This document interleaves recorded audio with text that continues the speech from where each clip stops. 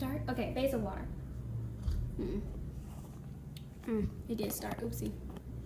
Hey guys. Whew. I'll put you up there. Alright, perfect. Hey guys, welcome back to Selfie Carats. This is Born Fashion here, aka me, Eminem.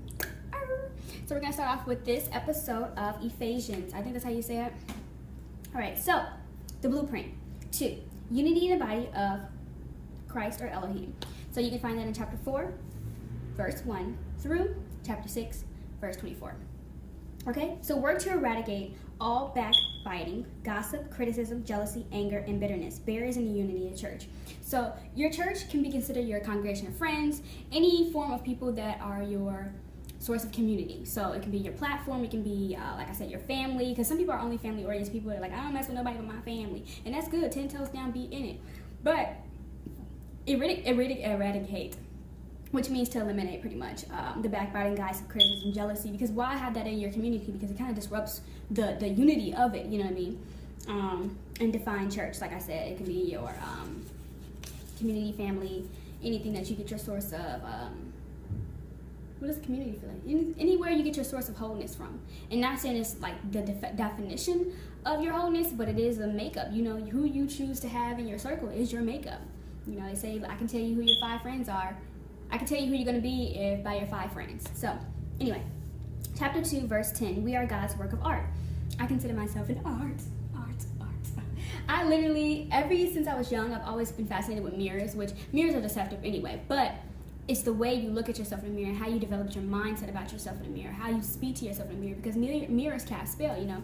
That whole, what's that? I think it's Sleeping Beauty or the Beauty Lady where she was like, tell me I'm blah, blah, blah. That's true. You know, your mirror reads that energy staying back to you and it holds it. I meant to stop. Close that. Can't do drip. Anyway. So chapter 4, verse 1 to 6. There is one body. Unity does not just happen. We have to work at it. I kind of consider that as a key factor, as well as I think about this when I think about relationships, especially like my personal relationship, the one that's like the most intimate that I can get all 3 from, or all the qualities that I need from.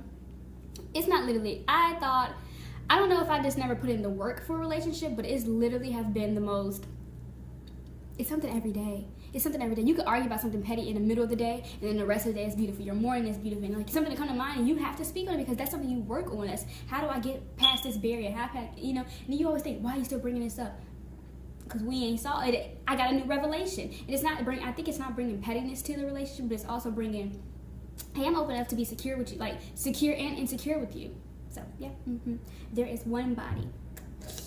All right, so chapter 4, verse 26 to 27, handle anger properly. So when I say mention about the pettiness, it's the same thing. It's not really petty. It's what's a rhyme for petty? It's not, ooh, I need some lotion. It's not petty, it's solving. Well, yeah, petty blocks you from your blessings. But you know what I'm saying? Like, it's just that, it's that conversation. It's that conversation. You got to handle that anger appropriately, because I feel like sometimes you can be so flustered with your partner, like, but you're like, You have to be above the love. You have to be above the love. Like, you can't, anything below the love is your earthly, your lower vibration, the part of you that makes you not want to fight for your higher purpose with this person. Okay? So chapter 5, verse 31 to 33. Caring for your spouse as yourself, learning to anticipate his or her needs, helping the other person to become all that he or she can be. Like, secretly, I send all my edits and stuff, like my pre-edits and like anything. I just send it to him because I'm like, I want you to see this. And then like, because we are so like mentally here together, I'm just like, I already know what he's criticizing, and not in a bad way, but it's like constructive. Like, I'm like, okay, this is constructive. Sometimes he's like a little petty with it, but I'm like, well, if he's a viewer, because I want, when you like, okay, even when you ask your friends, like, hey, here's this picture or whatever, tell me what, like this or this, and they're like this way, I'm like, oh, what did your eye see? And even like, just another example, I don't pick my proofs for like the photos that I professionally take with Erica, and I'm like, because she approved, like, I trust her approval, because she's like, she can see the vision that I probably would overanalyze or overthink, and that's like, that trusting relationship is very important in all things. So anticipate a need. Like, when she showed me a picture of me, my gap, I was just like, but I was like, wow, it was so powerful. Like, I had no choice but to accept it. So anticipate your partner's needs. Like, you got to be quick on the field. And I feel like their job description, how you attract somebody based off their job description, are things that you're strong at too, because it makes them stronger, you know.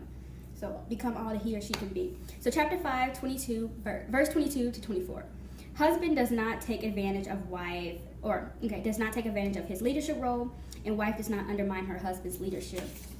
I think they can be practiced in all relationships, where even friendships. I read this post and it was talking about this girl messaged her friend and was like, hey, I feel like you tried to overshine me on my birthday. And I didn't really know what I thought about it. I did, but everybody kept screaming, that's insecure. I was like, well, is it insecurity? And I get it, show up, show out on your day.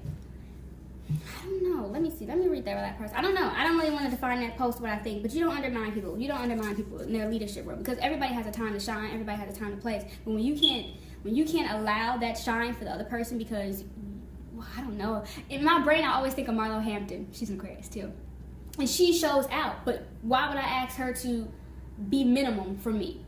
Like if I was to go hanging out with Marlo, I know I either better dress up or dress me, and be comfortable in my skin. But don't undermine don't take advantage of your leadership role. And that goes for wife and husband, because male and counterparts, and even in the role of jobs and stuff, And don't undermine people, and don't take advantage of it. Peace, guys. I hope you enjoyed this episode. This is episode 89. I gotta sneeze, which is getting out all the evil. Ew. Okay, see you guys soon.